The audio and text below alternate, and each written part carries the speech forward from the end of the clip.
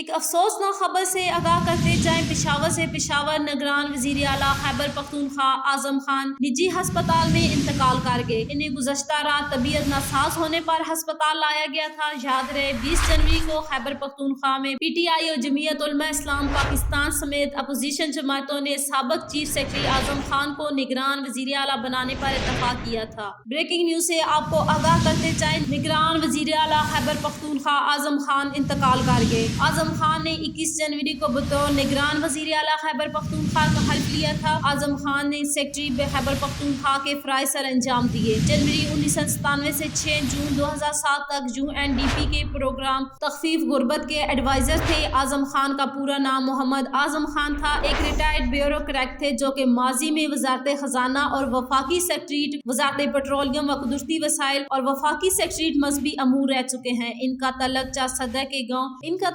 صدہ کے پڑانگ علاقے سے تھا اور وہ سابقہ انسپکٹر جنرل پولیس محمد عباس خان کے بھائی ہیں۔